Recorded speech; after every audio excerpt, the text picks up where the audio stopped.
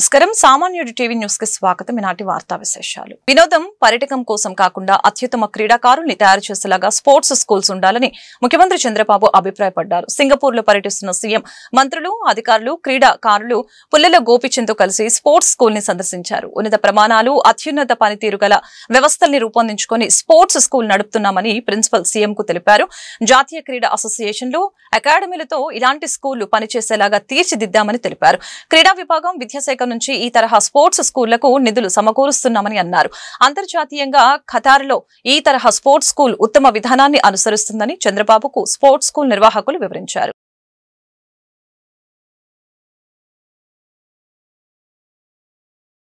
Annadata Sukhibhava PM Kisan కింద 3 విడతల్లో రైతులకి 20,000 రూపాయల ఆర్థిక సాయం అందజేస్తామని మంత్రి కొల్లు రవీంద్ర తెలియజేశారు. తొలి విడత కింద త్వరలోనే రైతుల ఖాతాల్లో 7,000 జమ చేస్తామని చెప్పారు. శ్రీకాకుళం జిల్లా పలాసలో మంత్రి పర్యటించారు. ఈ సందర్భంగా స్థానిక తెలుగుదేశం పార్టీ కార్యాలయంలో ఎమ్మెల్యే గౌతు శిరీషతో కలిసి స్థానిక నేతలు, కార్యకర్తలతో ఆయన సమావేశమయ్యారు. అనంతరం నిర్వహించిన మీడియా సమావేశంలో కొల్లు రవీంద్ర మాట్లాడారు. ప్రతి ఆటో డ్రైవర్ కు త్వరలో 10,000 రూపాయలు ఇచ్చేందుకు ప్రభుత్వం శ్రీకారం చుట్టనుందని మంత్రి తెలిపారు. కూటమి ప్రభుత్వం ఏర్పడ్డాక ఇప్పటికే 10 లక్షల కోట్ల పెట్టుబడులు వచ్చాయని చెప్పారు. రాష్ట్రం నుంచి వెళ్లిపోయిన చాలా సంస్థలు తిరిగి వస్తున్నాయని చెప్పారు. రాష్ట్రాభివృద్ధిని అడ్డుకునేందుకు వైకాపా నాయకులు కుటీల ప్రయత్నాలు చేస్తున్నారని, కుల మతాలు, ప్రాంతాల మధ్య విద్వేషాలు రెచ్చగొడుతున్నారని ఆగ్రహం వ్యక్తం చేశారు. దగ్గర 85 లక్షల ఇల్లు టచ్ చేయడం జరిగింది. ప్రతి ఇంటికి వెళ్ళి ఆ ఇంట్లో వాళ్ళ అభిప్రాయాలు కూడా ఆన్లైన్లో నమోదు చేసుకుని, టీడీపీ యాప్లో నమోదు చేసుకుని ఆ సమస్యలు ఏమైనా వచ్చినా కూడా అవన్నీ పరిష్కారం చేయడానికి వాళ్ళు ముందుకెళ్తున్నాం. అట్లాగే త్వరలోనే అన్నదాత సుఖీభావ కూడా అందించబోతా ఉన్నాం. 20,000 రూపాయలు ప్రతి సంవత్సరం రైతానికి ఇచ్చే కార్యక్రమంలో తొలి విడతగా 7,000 రూపాయలు అందించబోతా ఉన్నాం. అలాగే ప్రతి ఆటో డ్రైవర్కి కూడా 10,000 రూపాయలు ఇచ్చే కార్యక్రమానికి కూడా శ్రీకారం చుట్టబోతున్నాం. ఇన్వెస్ట్మెంట్స్ దాదాపు ఇప్పటికీ 10 లక్షల కోట్ల పైన ఇన్వెస్ట్మెంట్స్ ఇవాళ ఆంధ్ర రాష్ట్రానికి వస్తున్నాయి. ఈ రాష్ట్రాన్ని వెళ్ళిపోయినటువంటి కంపెనీలు, చాలా కంపెనీలు ముందుకు వస్తాం. వైఎస్ఆర్ పార్టీ నాయకులు పిచ్చి వాగడంతో వాగుతా ఉన్నారు. ప్రజలు కూడా గమనించాల్సినటువంటి అవసరం ఉంది. కులాల్ని రెచ్చగొడతారు, మతాల్ని రెచ్చగొడతారు, ప్రాంతాన్ని. పేదరిక నిర్మూలన లక్ష్యంగా ఏపీ ప్రభుత్వం చేపట్టిన P4 లో అల్లూరి జిల్లా అధికారులు భాగస్వాములయ్యారు. స్వర్ణాంధ్ర 2047 నాటికి రాష్ట్రంలో పేదరికం నిర్మూలించాలన్న సీఎం చంద్రబాబు పిలుపు మేరకు అధికారులు స్పందించారు. కలెక్టర్ దినేష్ ఓ పేద విద్యార్థినికి నీట్ లాంగ్ టర్మ్ కోచింగ్ ఇచ్చేందుకు ముందుకొచ్చారు. ఆమె కుటుంబాన్ని దత్తత తీసుకున్నట్లు ప్రకటించారు. సబ్ కలెక్టరేట్ లో పనిచేస్తున్న స్వీపర్ ను జాయింట్ కలెక్టర్ సార్యమాన్ పటేల్ దత్తత తీసుకున్నారు. పాడేరు ఐటీడీఏ ప్రాజెక్ట్ అధికారి ఓ విద్యార్థిని దత్తత తీసుకున్నారు. ముఖ్యమంత్రి వారిలో వినూత్నమైన ఒక కార్యక్రమము ద నేమ్ ఆఫ్ P4 ని ప్రవేశపెట్టడం జరిగింది. Public private people's partnership Swarnandhra 2047 కింద ఆంధ్ర రాష్ట్రంలో మనం ఇది ఇంప్లిమెంట్ చేయడం జరుగుతుంది. మన జిల్లాలో మొత్తం 92,683 కుటుంబాలని, ఒక బంగారు కుటుంబాలని ఐడెంటిఫై చేయడం జరిగింది. దాంట్లో దాదాపుగా 3,13,041 సభ్యులు ఉన్నారు. ఇక్కడ అయినాడ నుంచి మానస అండ్ సాంబశివ గారు, సో వాళ్ళ నాన్నగారు ఒక రైతు కూలిగా ఉన్నారు. And Manasa also studied up to 12th. So last time +2 చదివి అనకాపల్లి జిల్లాలో ఫస్ట్ మార్క్ తీసుకోవడం ఒక ఆమె. ఇప్పుడు she was not able to get into MBBS. Last time NEET రాసి అంత మంచి మార్క్ రాలేని పక్షంలో ఇప్పుడు ఒక గ్రీవెన్స్ వచ్చినప్పుడు ఐ ఫౌండ్ ఈ ఫ్యామిలీ ఆర్థికంగా చాలా వెనకబడిన ఒక ఫ్యామిలీకి మనం ఎట్లా గైడ్ చేసేసి ఇలాంటి వాళ్ళని మనం ముందుకు తీసుకురావచ్చు, ఫ్యామిలీని అడాప్ట్ చేయడం జరిగింది. కలెక్టర్ సార్ నుండి మనకి ఇన్స్ట్రక్షన్ ఇచ్చేసి ఆల్ ఆఫీసర్స్ ఫ్యామిలీస్ని అడాప్ట్ చేసుకొని ఇక్కడి నుంచి వెళ్ళిన తర్వాత కూడా మనం అది కంటిన్యూ చేయాలి అని చెప్పారు. సో నేను కూడా ఇప్పుడు మనము గుత్తులపుట్టిలో పెట్టిన ఈ సూపర్ 50 బ్యాచ్లో టాపర్ అయిన ఒక ఫ్యామిలీని అడాప్ట్ చేసుకుంటున్నాను. సో వాళ్ళు అంటే ఇంకా రాలేకపోయారు, బట్ వాళ్ళని అడాప్ట్ చేసుకుని ఎడ్యుకేషన్కి ఏమేమి జస్ట్ ఫైనాన్షియల్ సపోర్ట్ కాకుండా కెరియర్ గైడెన్స్, అంటే నెక్స్ట్ ఏమేమి చదవాలి, ఏమేమి ఆప్షన్స్ ఉన్నాయి అన్నది అది కూడా చేయొచ్చు. ప్రపంచానికి భారత్ శాంతినిస్తే పాకిస్తాన్ ఉగ్రవాద శిక్షణకు క్యాంపులు ఇచ్చిందని తెలుగుదేశం పార్టీ పార్లమెంటరీ పార్టీ నేత లావు శ్రీకృష్ణదేవరాయలు అన్నారు. ఆపరేషన్ సింధూర్ పై లోక్సభలో చర్చ సందర్భంగా ఆయన మాట్లాడారు. ఆపరేషన్ సింధూర్ అంటే కేవలం ప్రతీకారం కాదు, సంయమనం, ఖచ్చితత్వం. ఆర్మీ, నేవీ, ఎయిర్ ఫోర్స్ కి నేను దేశం తరపున సెల్యూట్ చేస్తున్నాను. ఉగ్రవాదంపై చర్చించొద్దు, ఉగ్రవాదాన్ని తుదిముట్టిద్దాం, ఉగ్రవాదంపై పోరుకు భారత నాయకత్వం వహించాలి అని లావు శ్రీకృష్ణదేవరాయలు తెలిపారు. Operation Sindoor was not just a retaliation, it was a statement of restraint, a statement of precision, a statement of resolve. We did not act in anger, we acted in accuracy. We did not just act with emotion, but we acted with ethics. With Operation Sindoor, India has sent a very strong message. The message was very clear. India will wait, but India will never forget. On behalf of a grateful nation, I salute our Army, Navy, Air Force and Special Forces. But we didn't stop at the battlefield. We took the truth to the world. The world has also witnessed what India has given. India has given non-violence and Gandhiji. Pakistan has given terrorist training camps.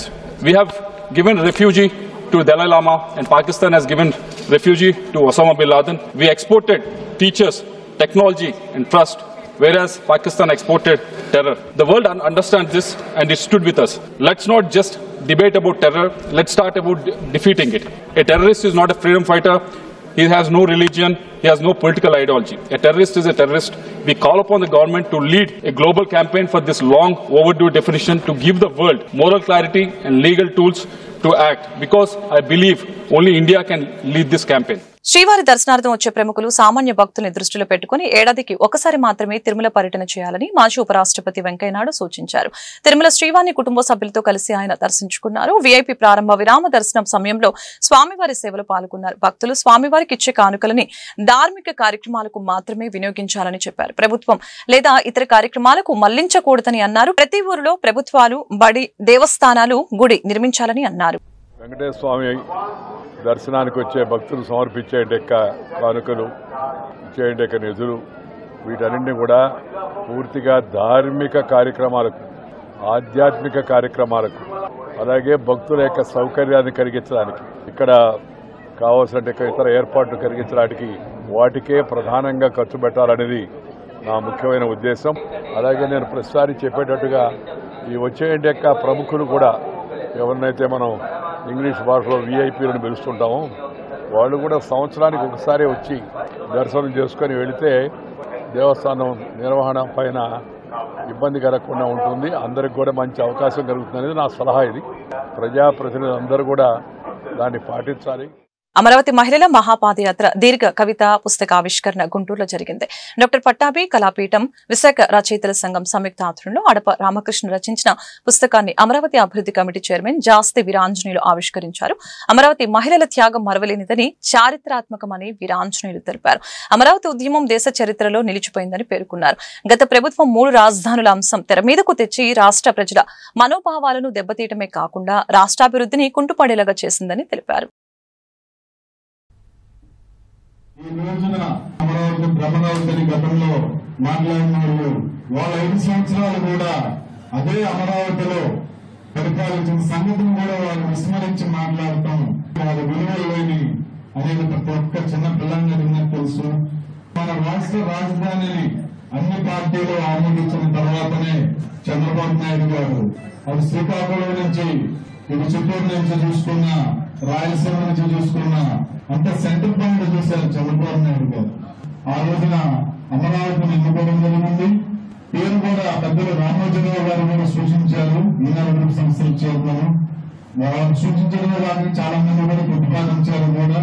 దాన్ని ఆమోదించి అమరావతి పేరు పెట్టడం ఒక చాలా గొప్ప నిర్ణయం. అమరావతి అంటే చరిత్రలో ప్రపంచ స్థాయిలో ఒక పేరు ప్రఖ్యాతులు. సంక్షేమ హాస్టళ్లలో సామాన్యులంటూ సాక్షి పత్రికలు రాసిన వార్తలపై బీసీ సంక్షేమ శాఖ మంత్రి సవిత మండిపడ్డారు. జగన్ తన పాలనలో చేసిన తప్పులను కప్పిపుచ్చుకునేందుకు డైవర్షన్ పాలిటిక్స్ చేస్తున్నారని ధ్వజమెత్తారు. వైసీపీ పాలనలో బీసీ హాస్టళ్ల గురించి అసలు పట్టించుకోలేదని అన్నారు. కూటమి ప్రభుత్వం వచ్చిన ఏడాదిలోనే సంక్షేమ హాస్టళ్లను అభివృద్ధి చేశామని చెప్పారు. కొన్ని చోట్ల ఎమ్మెల్యేలు సైతం సొంత నిధులు వెచ్చించారని అన్నారు. వైసీపీ హయాంలో పెండింగ్ లో పెట్టిన బిల్లులను తాము చెల్లించినట్లు తెలిపారు. హాస్టళ్లలో అభివృద్ధి ఎవరి హయాంలో జరిగిందో చర్చించేందుకు రావాలని మంత్రి సవిత సవాలు విసిరారు. జగన్మోహన్ రెడ్డి గారు ఆయన సాక్షి పత్రికలో ఇలా పిల్లలకు ప్రత్యక్ష నరకం. మరి జగన్మోహన్ రెడ్డి గారికి నేను అడిగే సూటి ప్రశ్న ఒకటే. జగన్మోహన్ రెడ్డి గారు బీసీ హాస్టల్స్, బీసీ కురుకులాసు సృష్టికర్తే అన్న నందమూరి రామారావు గారు బీసీలకు పేటెంట్ హక్కే తెలుగుదేశం పార్టీ అన్న విషయాన్ని మర్చిపోయి మీరు డైవర్షన్ పాలిటిక్స్ చేస్తున్నారు. మరి బీసీ హాస్టల్స్ కి మీరేమైనా చేశారా అని మిమ్మల్ని సూటి ప్రశ్న వేస్తున్నాను. చర్చించడానికి మీ బీసీ మంత్రులుగా పనిచేసిన వారు ఎవరైనా వస్తే మేము ఈ సంవత్సరం లోపల ఏ విధంగా బీసీ హాస్టల్స్ని, బీసీ గురుకుల పాఠశాలలు, ఆల్ వెల్ఫేర్ హాస్టల్స్ని ఏ విధంగా అభివృద్ధి చేశామో చెప్పడానికి మేము సిద్ధంగా ఉన్నామన్న విషయాన్ని కూడా మీకు తెలియజేస్తున్నాం. ఏదో ఒకటి తప్పు చేయడం, తప్పు చేసిన దాన్ని డైవర్ట్ చేసుకోవాలని చూడడం, ఇదే మీ పని. నిన్నటి రోజు మీరు దుప్పట్లు ఇవ్వలేదన్నారు. మేము ఇచ్చిన తర్వాతే మీరు చెప్తారా? 3 లక్షల చిల్లర దుప్పట్లు ఇవ్వాలంటే 1,00,000 దుప్పట్లు ఆల్రెడీ మేము పిల్లలకు అందజేసాం. మేము రేపోమన్నాడో ఇస్తామన్నప్పుడు తల్లి వందనం అందజేయలేదు అంటున్నాం. ఇలా చిల్లర రాజకీయాలు, శవ రాజకీయాలు ఇలా పేపర్ల మీద రాస్తే బీసీలు మీ వైపు చూస్తారు, డైవర్షన్ అవుతారని తెలుసు. మీ పరిస్థితి ఏంటో తెలుసు, మీ పార్టీ పరిస్థితి ఏంటో తెలుసు, ప్రజలందరికీ తెలుసు. మద్యం కుంభకోణంలో జరిగిన అవినీతిని బయటకు తీయడంలో రాష్ట్ర ప్రభుత్వాన్ని సిపిఐ బలపరుస్తుందని సిపిఐ రాష్ట్ర కార్యదర్శి రామకృష్ణ చెప్పారు. ప్రజాధనాన్ని ఎక్కడ ఉన్నా పట్టుకొని ప్రభుత్వ ఖజానాకు జమ చేయాలని అన్నారు. ప్రజాధనాన్ని దుర్వినియోగం చేసిన వారిని చట్టపరంగా శిక్షించాలని డిమాండ్ చేశారు. దానిపైన ఆల్రెడీ దర్యాప్తు జరుగుతూ ఉంది. అందులో కొంత ఎలక్షన్లకి దానికి దీనికి డబ్బులు ఇచ్చారని అంటున్నారు. ఇచ్చిండొచ్చు కూడా. కానీ ఇప్పుడు 3,500 కోట్ల రూపాయల స్కామ్ అంటా ఉన్నారు. ఇప్పటికే 12 మందిని అరెస్ట్ చేశారు. మరికొద్ది మంది పెద్దవాళ్ళు కూడా అరెస్ట్ చేస్తామంటున్నారు. దాంట్లో మేము ప్రభుత్వాన్ని సంపూర్ణంగా బలపరుస్తాం. ఏదైతే ఆ ప్రజాధనం దుర్వినియోగమైందంటా ఉన్నారో, ప్రజాధనాన్ని కొల్లగొట్టారంటా ఉన్నారో, ఆ ప్రాపర్టీసు, ఆ ధనాన్ని సీజ్ చేయాలి.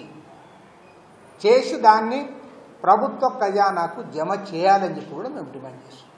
ఆ 3,500 కోట్ల రూపాయల స్కామ్లో కనీసం 3,000 కోట్ల రూపాయలు మీరు ఖచ్చితంగా కాన్ఫిస్కేట్ చేయాలి. అది ఎక్కడున్నా పట్టుకోవాలి. ఇందులో ఎవరు ఇన్వాల్వ్ అయినా వాళ్ళపైన కఠినమైన చర్యలు ఉండాలని కూడా. గుంటూరు పశ్చిమ నియోజకవర్గంలో పలు అభివృద్ధి పనులకు శ్రీకారం చుట్టారు. ఈ మేరకు 23వ డివిజన్లో 2 కోట్లతో చేపట్టనున్న సీసీ రోడ్లు, డ్రైన్లకు సోమవారం ఎమ్మెల్యే మాధవి, మేయర్ కోవెలమూడి రవీంద్ర భూమి పూజ చేశారు. గతంలో నిధుల కొరతతో అభివృద్ధి పనులు నిలిచిపోయాయని ఈ సందర్భంగా ఎమ్మెల్యే తెలియజేశారు. ప్రస్తుతం కూటమి ప్రభుత్వం వచ్చాక అభివృద్ధి వేగం పెరిగిందని చెప్పారు. ఈ కార్యక్రమంలో పలువురు టీడీపీ నేతలు, మున్సిపల్ అధికారులు పాల్గొన్నారు. నమస్కారం అండి. ఈ రోజు 23వ డివిజన్లో దర్గా బ్యాక్ సైడ్ మరి ఎప్పటి నుంచో ఈ రోడ్డు అభివృద్ధికి నోచుకోకుండా ఉంది.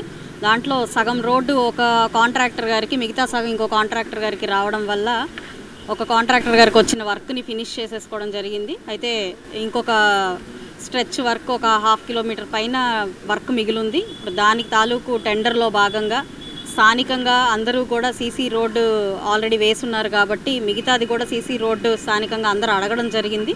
సో దాని నేపథ్యంలో ఈరోజు ఒక 100 మీటర్లకు గాను సీసీ రోడ్డు వేసుకుంటున్నాము. మిగతావి కూడా కంప్లీట్ రోడ్డు అంతా పూర్తి చేసుకోవడం కోసం ఇంకొక 3 నెలల్లో మిగతాది కూడా సీసీ రోడ్డుకి టెండర్ స్టేజ్లో ఉన్నవి కంప్లీట్గా మనకి అందుబాటులోకి వస్తాయి. సో ఈ 3 నెలల వ్యవధి ఈ వర్క్ అయిపోయేలోపు మిగతా కంప్లీట్ రోడ్డు కూడా సీసీ రోడ్డుతో పూర్తి స్థాయిలో అయిపోతుంది అని మనకి ఇక్కడ డిఈ గారు ఇప్పుడే చెప్పడం జరిగింది. ఏదేమైనప్పటికీ ఈ రోడ్డు మొత్తం కూడా 2 కోట్ల పైన రూపాయల వర్త్ ఆఫ్ వర్క్ని ఈరోజు శంకుస్థాపన చేసుకోవడం జరిగింది. ఎప్పటి నుంచో కూడా ప్రధానంగా స్థానికంగా చాలా ఇబ్బంది కలిగించే రోడ్డుగా ఇది ఉంటా ఉంది. సంవత్సరం క్రితం కాంట్రాక్టర్ గారిని బతిమలాడి సగం రోడ్ని వేయించడం జరిగింది. అప్పుడు గత ప్రభుత్వంలో బిల్లులు రాక కాంట్రాక్టర్లందరూ చాలా ఇబ్బంది పడుతూ మేము రోడ్లు వేయము, మాకు వచ్చినా కూడా మేము క్యాన్సిల్ చేసుకుంటాము అన్న పరిస్థితుల్లో వాళ్ళందరినీ రిక్వెస్ట్ చేసి ఇలాంటి రోడ్లు సగమైనా వేయించడం జరిగింది. అయితే ఇప్పుడు కాస్త కూటమి ప్రభుత్వం వచ్చిన తర్వాత పని చేసిన ప్రతి ఒక్కళ్ళకి మంచి జరుగుతుందన్న కాన్సెప్ట్లో బిల్డింగ్స్ వాళ్ళకి చాలా ఫాస్ట్గా జరుగుతున్నాయన్న ఆనందంలో వాళ్ళు కూడా ఇప్పుడు ప్రతి పనికి ముందుకు రావడం జరుగుతుంది.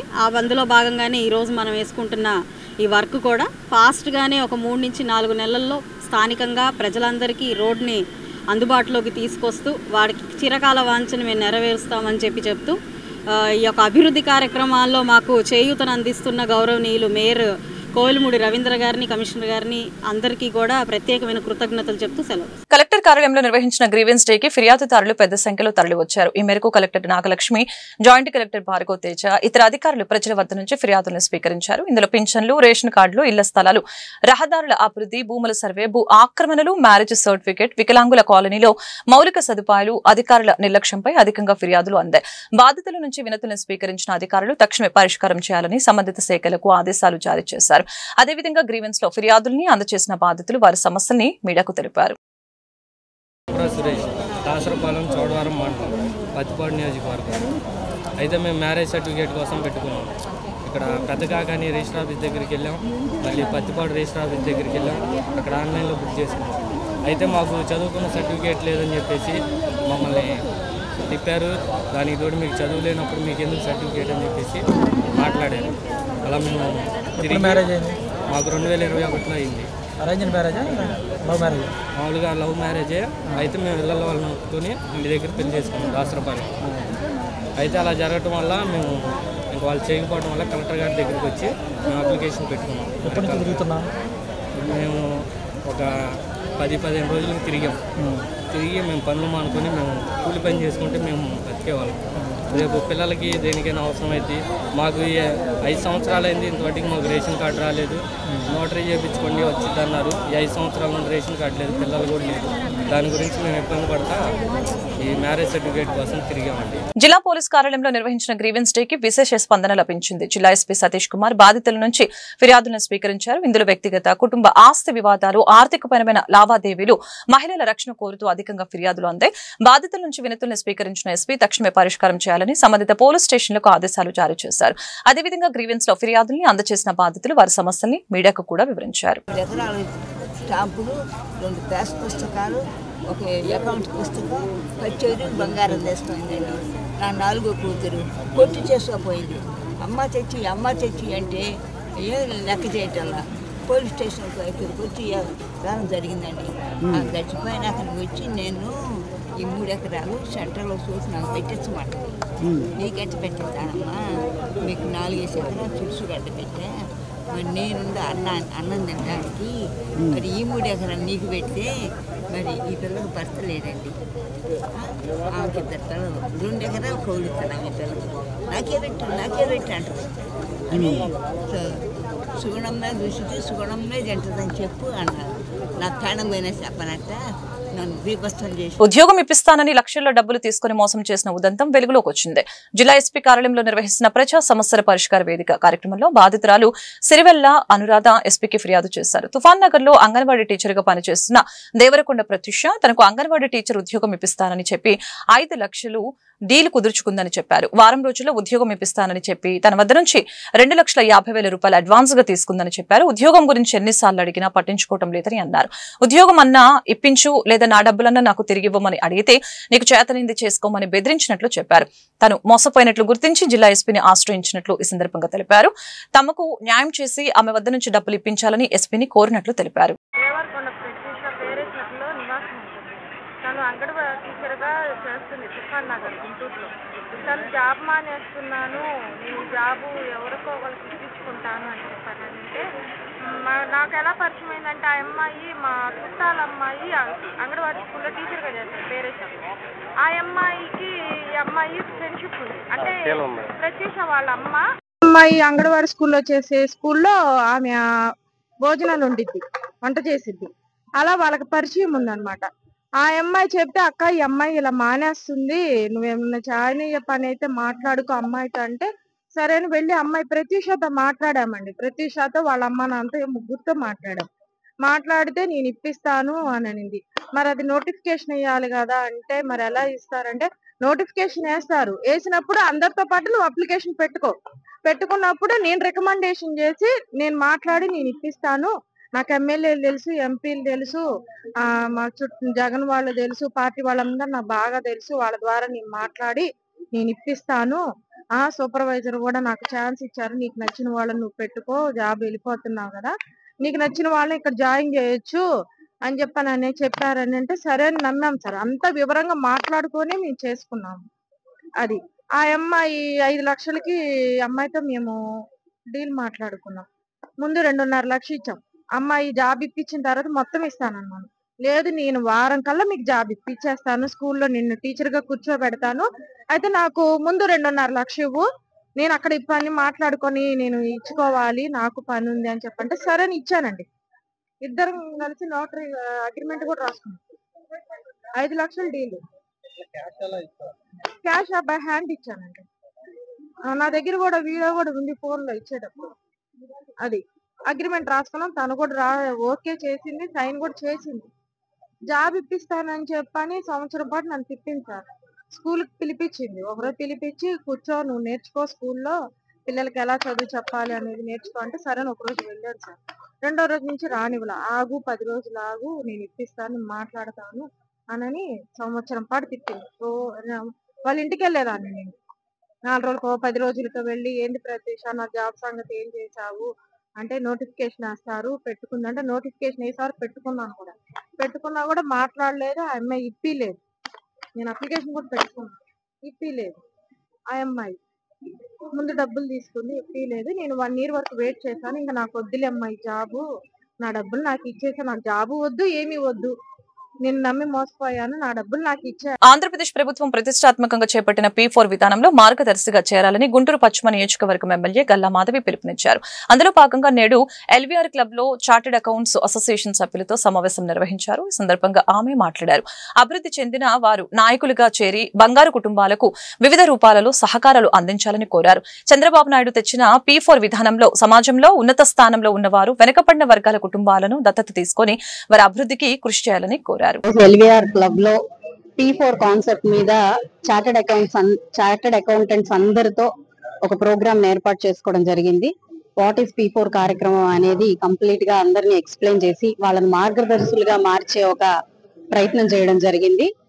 యాగంటి దుర్గారావు గారు, అదేవిధంగా శివన్న గారు, DSR గారు, రఘునందన్ గారి ఆధ్వర్యంలో ఈ యొక్క ప్రోగ్రామ్ ని ఏర్పాటు చేసుకొని అందరికీ కూడా దీని గురించి సవివరంగా చెప్పడం జరిగింది. చాలా చాలా పాజిటివ్ గా అందరూ కూడా దీన్ని ఆహ్వానించడం జరిగింది. CBN గారి ఆలోచన అందరూ కూడా అప్రిషియేట్ చేయడం జరిగింది. రానున్న రోజుల్లో మన రాష్ట్రంలో పేదరిక నిర్మూలన కోసం చంద్రబాబు నాయుడు గారు చేపడుతున్న ఈ యొక్క కార్యక్రమానికి అందరూ కూడా వారి చేయూతను అందిస్తాము అని చెప్పి హామీ ఇవ్వడం జరిగింది.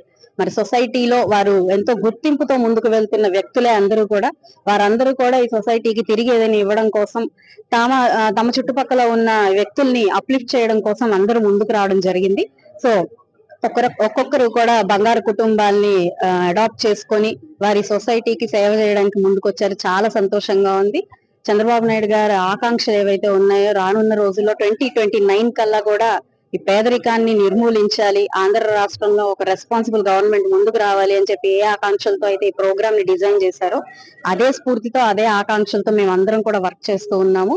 కార్పొరేషన్ లిమిట్స్ లో 53,000 కుటుంబాలు ఈ రోజు బంగారు కుటుంబాలుగా మనకి ఐడెంటిఫై అయిన సందర్భంలో వారికి తగ్గు మార్గదర్శుల్ని ఎంపిక చేసే ప్రయత్నంలో, వెల్కమ్ చేసే ప్రయత్నంలో ఈ ప్రోగ్రామ్స్ అన్ని కండక్ట్ చేసుకొని మీటింగులు కండక్ట్ చేసుకొని మార్గదర్శులను ఐడెంటిఫై చేసి రానున్న రోజుల్లోనే అంటే ఆగస్టు 15వ తారీఖుగా మనకి టైం ఇచ్చారో ఆ టైం లోపునే బంగారు కుటుంబాలని మార్గదర్శుల్ని మ్యాపింగ్ చేస్తూ వారందరికీ మేము ఉన్నామనే ఒక భరోసాని ముందుకు వెళ్లే ప్రయత్నం చేయాలని అనుకుంటున్నాము. దీనికి సహకరిస్తున్న పెద్దలందరికీ కూడా పేరు పేరున కృతజ్ఞతలు చెప్తూ సెలవు. ఈ P4 పథకంలో భాగంగా మా పశ్చిమ శాసనసభ్యురాలు గౌరవనీయులు శ్రీ గల్లా మాధవ్ గారి నాయకత్వంలో పశ్చిమలో 12,000 మందిని ఐడెంటిఫై చేయడం జరిగింది. దానిలో భాగంగా మేము కూడా మా వంతు సహాయంగా మరి ఈ యొక్క కార్యక్రమంలో పార్టిసిపేట్ చేస్తూ ఉన్నాం. అలాగే LVR క్లబ్ తరఫు నుంచి కూడా మేము కొంతమంది అడాప్ట్ చేసుకోదలుచుకున్నాం. దానికి మరి ఈ రోజున మాధవ్ గారికి తెలియజేస్తా ఉన్నాను. తప్పకుండా వారు చేసే కృషిలో భాగంలో మేము కూడా మా వంతు పాత్ర పోషిస్తామని, అదేవిధంగా నేను ముఖ్యంగా గుంటూరు వెస్ట్ నియోజకవర్గ ప్రజలు చెప్పేది ఏంటంటే ఈ యొక్క కార్యక్రమంలో అన్ని వర్గాల ప్రజలు మరి ఫైనాన్షియల్ గా ఉన్నవాళ్ళు కానీ లేదా ఆర్థిక మన ఆడిటర్స్ కానీ అలాగే మన ఛాంబర్ ఆఫ్ కామర్స్ కానీ ఇలా అన్ని రంగాల వాళ్ళని కూడా ఎమ్మెల్యే గారు మాట్లాడి మరి వాళ్ళందరూ కూడా పిలిచి ఇట్లా గ్రూప్ సమావేశాలు పెట్టడం జరుగుతుంది. దానిలో భాగంగానే ఈ రోజున LVR క్లబ్ లో ఈ కార్యక్రమం జరిగిందని చెప్పి తెలియజేస్తూ భవిష్యత్తులో ఎమ్మెల్యే గారు చేసే ప్రతి పనికి కూడా మా వంతు సహకారం ఉంటుందని చెప్పి తెలియజేస్తాం. అందరికీ నమస్కారం. ఆంధ్రప్రదేశ్ ముఖ్యమంత్రి వర్యులు నారా చంద్రబాబు నాయుడు గారి పిలుపు మేరకు P4 కార్యక్రమాన్ని గుంటూరు పశ్చిమ నియోజకవర్గంలో గౌరవనీయులు శాసనసభ్యురాలు గారు గల్లా మాధవ్ గారి ఆధ్వర్యంలో, ఇట్లానే మున్సిపల్ కార్పొరేషన్ అధికారులు ఓబ్లీస్ గారు, ఇట్లానే యాగంటి దుర్గారావు గారు గతంలో ఫ్లోర్ లీడర్గా చేస్తున్నారు, ఇప్పుడు ఎల్వీఆర్ క్లబ్ సెక్రటరీగా. ఇట్లానే గుంటూరు పశ్చిమ నియోజకవర్గంలో ఉన్నటువంటి ఆడిటర్స్, చార్ట్ అకౌంట్స్ కావచ్చు, ఐటీపీస్ కావచ్చు, అందరం కూడా ఈరోజు ఒక P4 కార్యక్రమం మీద ఒక ప్రోగ్రాం ఏర్పాటు చేశాను. దానికి ముఖ్య అతిథులుగా మాధవ్ గారు, మేడం గారిని పిలవటం జరిగింది. వారు చక్కగా ఈ P4 కార్యక్రమం గురించి వివరించారు. ఒక ఫైనాన్షియల్ గా సపోర్టివ్ కాదు, ఫైనాన్షియల్ అడ్వైజర్స్ గా ఎవరైతే ఈ బంగారు కుటుంబాలు ఉంటాయో వాళ్ళకి ఫైనాన్షియల్ ప్లానింగ్ ఇచ్చి జీవితంలో వాళ్ళు ముందుకు వచ్చే విధంగా చేయాలన్నది కూడా ముఖ్య సూచన చేశారు. అదేవిధంగా ప్రతి ఒక్క ఆడిటర్ కూడా వీలున్నంత మేరకు ఒక్కొక్కరు, ఇద్దరు కానీ నలుగురు కానీ కుటుంబాలని ఈ బంగారు కుటుంబాలుగా తీసుకొని వాళ్ళు ఉన్నత స్థాయికి వచ్చే విధంగా కూడా చేయాలని కోరారు. తప్పకుండా మా ఆడిటర్స్ అందరం కూడా మేడం గారు చెప్పిన దానికి, ఎమ్మెల్యే గారు మాధవ్ గారు చెప్పిన దానికి సిద్ధపడుతూ ఆగస్టు 1 నుంచి గుంటూరు నగరంలో సింగిల్ యూజ్ ప్లాస్టిక్ నిషేధం అమలు చేస్తున్నామని కమిషనర్ పోలు శ్రీనివాసులు తెలిపారు. ఈ సందర్భంగా ఆయన తన ఛాంబర్లో మీడియాతో మాట్లాడారు. ప్రజలందరూ ప్రజారోగ్యానికి భంగం కలిగించే ప్లాస్టిక్ సంచులను వినియోగించకుండా ప్రత్యామ్నాయ సంచులను వినియోగించాలని కోరారు. మిషన్ గ్రీన్ గుంటూరులో భాగంగా నగరంలో దశల వారీగా 5 లక్షల మొక్కలు నాటుతున్నామని చెప్పారు. అలాగనే సింగిల్ యూజ్ ప్లాస్టిక్ వినియోగం కూడా నిషేధించి స్వచ్ఛ నగరాన్ని సాధించడంలో ప్రజల భాగస్వామ్యం కూడా ప్రధానమని అన్నారు. ఆగస్టు 1 నుంచి నగరంలో ప్రత్యేక బృందాలు రైడ్స్ చేసి సింగిల్ యూజ్ ప్లాస్టిక్ వాడేవారిని గుర్తిస్తే భారీ అపరాధ రుసుం విధిస్తామని ఈ సందర్భంగా తెలియజేశారు. గుంటూరు నగరపాలక సంస్థ పరిధిలో ఉన్నటువంటి 57 ఎలక్షన్ వార్డ్స్లో మనకి సింగిల్ యూజ్ ప్లాస్టిక్ అనేది నిషేధం ఆగస్టు 1 నుంచి ఫుల్ ప్లెడ్జ్డ్ ఇంప్లిమెంటేషన్లోకి వస్తుంది. ఇప్పటికీ మనము ఎలక్ట్రానిక్ అండ్ ప్రింట్ మీడియా ద్వారా స్టేక్ హోల్డర్స్, ప్రజలకి అందరికీ కూడా పిలుపునివ్వడం జరిగింది. ఈ విషయంలో సింగిల్ యూజ్ ప్లాస్టిక్ అనేది ఆగస్టు 1 నుంచి గుంటూరు నగరంలో బ్యాన్ చేస్తున్నాము. కాబట్టి ప్రజలందరూ దీన్ని గమనించి మీరు ఆల్టర్నేటివ్ మరి క్లాత్ సంచులు, జూట్ బ్యాగ్స్, ఇక ఆర్గానిక్ క్యారీ బ్యాగ్స్ ఏవైతే ఉన్నాయో అవన్నీ కూడా మీరు, లేదు అంటే 120 మైక్రాన్స్ అబవ్ ఉన్నటువంటి బ్యాగ్స్ వాడుకోవచ్చు. సో ఈ విధంగా చేసుకొని మీరు ప్రజలందరూ సహకరించాలి.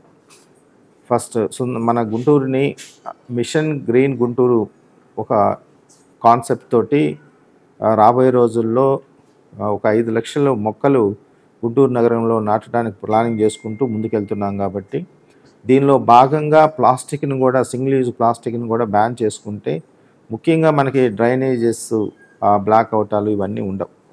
కాబట్టి దయచేసి ఇది అర్థం చేసుకొని మరి అటు రాష్ట్ర ప్రభుత్వం, ఇటు కేంద్ర ప్రభుత్వం ఈ స్వచ్ఛ సర్వేక్షణ నామ్స్ ఇవన్నీ కూడా ఆలోచనలో చేసి పెట్టుకొని మీరు అందరూ సహకరించాలి. దీనిలో భాగంగా మరి ఈ కమర్షియల్ ఎస్టాబ్లిష్మెంట్స్, ముఖ్యంగా అక్కడి నుంచి ఈ సింగిల్ యూజ్ ప్లాస్టిక్ అనేది ప్రజలకు చేరువవుతుంది. కాబట్టి దానిలో భాగంగా రేపు హోటల్స్, రెస్టారెంట్ యజమానులతో రేపు సాయంత్రం 4 గంటలకి ఒక మీటింగ్ పెడుతున్నాము. అట్లనే 5 గంటలకి ఛాంబర్ ఆఫ్ కామర్స్ ప్లస్ ఈ ప్లాస్టిక్ మ్యానుఫ్యాక్చరర్స్ ఉన్నారు, వాళ్ళందరితో కూడా రేపు 5 o'clockకి ఒక మీటింగ్ పెట్టడం జరుగుతుంది. ఇది కాకుండా మేము ఆల్రెడీ ఇప్పటికే దాదాపు ఫిబ్రవరి నుంచి, అంటే మార్చి 1 నుంచి చేయాలనుకొని అప్పటి నుంచి మనం అందరికీ చెప్పుకుంటూ వస్తున్నాం. ఈవెన్ అవేర్నెస్ క్యాంపెయిన్స్ పెట్టాము, ర్యాలీస్ పెట్టాము. సో ఇవన్నీ చేసిన తర్వాత కూడా ఇక మనం ఆగస్టు 1 నుంచి ఫుల్ ప్లెడ్జ్డ్ ఇంప్లిమెంటేషన్లోకి వెళ్తున్నాం. కాబట్టి దయచేసి ఇది అర్థం చేసుకుని అందరూ సహకరించండి దయచేసి. అట్లాగే ఎక్కడెక్కడైతే టీమ్స్ ఫామ్ చేశాము, ఈ టీమ్స్ ఎక్కడైతే సింగిల్ యూజ్ ప్లాస్టిక్ ఉంటుందో 1 నుంచి అక్కడ రైడ్స్ చేస్తారు. రైడ్స్ చేసి పెనాల్టీలు కూడా ఇంపోజ్ చేయడం జరుగుతుంది. బాపట్ల జిల్లా ఎస్పీ కార్యాలయంలో ప్రజా సమస్యల పరిష్కార వేదికలో వ్యాపారంలో లావాదేవీల విషయంలో నేను వేముల మల్లికార్జున్కు ద్రోహం చేశానని, నాపై ఎస్పీకి ఫిర్యాదు చేశారని ఎమ్మెల్సీ చంద్రగిరి యేసురత్నం తెలియజేశారు. గుంటూరు సిద్ధార్థనగర్లోని తన నివాసంలో ఏర్పాటు చేసిన మీడియా సమావేశంలో మాట్లాడారు. 2023 జులైలో గ్రానైట్ ఫ్యాక్టరీలో వాటా కోసం మల్లికార్జున్తో ఒప్పందం చేసుకున్నామని చెప్పారు. వేరే కారణాల వలన వారికి ఫ్యాక్టరీ రిజిస్ట్రేషన్ కాలేదని తెలిపారు. ఆ విషయం నా వద్దకు రావడంతో 2 వాటాదారులతో మాట్లాడి సెటిల్ చేశానని అన్నారు. వివాదంలోని 2 ఫ్యాక్టరీలు 2,40,00,000 70 లక్షలకు మా అబ్బాయి బేరం కుదుర్చుకొని జెంటిల్మెంట్ అగ్రిమెంట్ చేసుకున్నామని తెలియజేశారు. దాని ప్రకారం 70 లక్షల రూపాయలు చెల్లించామని అన్నారు. ఆ రేటు కంటే ఎక్కువ వచ్చినట్లయితే అమ్ముకొని ₹2 వడ్డీతో డబ్బులు కట్టాలని రాసుకున్నామని చెప్పారు. ఆ ఫ్యాక్టరీలను వేరే వేరే వ్యక్తుల వద్ద మల్లికార్జున తాకట్టు పెట్టి డబ్బులు తీసుకున్నారని తెలిపారు. మేము మోసం చేశామని అక్కడ ప్రెస్ మీట్ అవ్వడం వలన చాలా రోజుల తర్వాత నెగిటివ్ ఇదిలో మరి మీడియా ముందుకు రావాల్సిన పరిస్థితి వచ్చింది. సుమారుగా మరి 6 సంవత్సరాలు దాటి 7వ సంవత్సరం కూడా మరి 7 సంవత్సరాలు దాటి వచ్చింది. 7 సంవత్సరాల్లో కూడా ఎప్పుడు కూడా అంత పాజిటివ్ ఇదే తప్ప ఎప్పుడు కూడా నెగిటివ్ లేదు. అందుకనే మీడియా మిత్రుల ద్వారా నేను మరి ప్రజలకు తెలియపరచాలనుకున్నాను. 2023న జూలైలో మేము ఒక ఫ్యాక్టరీ గ్రైనేట్ ఫ్యాక్టరీలో అగ్రిమెంట్ చేసుకోవడం జరిగింది మల్లికార్జున గారి దగ్గర నుంచి. అప్పుడు ఏంటంటే అప్పటికే అతను వేరే వాళ్ళకి అందులో ఒక ఫ్యాక్టరీ అమ్మేసి కొంత అడ్వాన్స్ తీసుకున్నాడు. తర్వాత అతను అప్పు తీర్చడానికి కొంత బ్యాంకులో కట్టించుకున్నాడు. ఎలక్ట్రికల్ బిల్స్ కట్టడానికి కొంత, ఇది మొత్తం కలిపేసి సుమారుగా 57 లక్షల రూపాయలు ప్రేమరాజు వారి కోడల దగ్గర వాళ్ళ బంధువుల దగ్గర తీసుకొని అగ్రిమెంట్ చేయడం జరిగింది 22. సో ఏదో కారణాల వలన వాళ్ళు ఆ అగ్రిమెంట్ ఫుల్ఫిల్ కాక వాళ్ళకి రిజిస్టర్ చేయకుండా అది వేరే వాళ్ళకి అమ్మే ప్రయత్నంలో అప్పటికే నేను వాళ్ళకున్న 2 ఫ్యాక్టరీల్లో ఒక ఫ్యాక్టరీ లీజ్కి చేస్తా ఉన్నాడు. మా సన్ లీజ్కి చేస్తా ఉందంటే ఈ ఇష్యూ మరి నా దగ్గరకు వచ్చింది. నా దగ్గరకు వచ్చేసేసి నేను వాళ్ళిద్దరి మధ్యలో సఖ్యత కుదిరితే, ఎందుకంటే అప్పటికే మరి అతనికి చేయకుండా అప్పటికే సుమారుగా 50-60 లక్షల రూపాయలు అతను ఇంకొక పార్ట్నరు నాగేశ్వరరావు అని ఉన్నాడు. వాళ్ళిద్దరు కలిసేసి. ఈ వార్తలు ఇంతటితో సమాప్తం. మరొక బులెటిన్లో మళ్ళీ కలుద్దాం. నమస్కారం.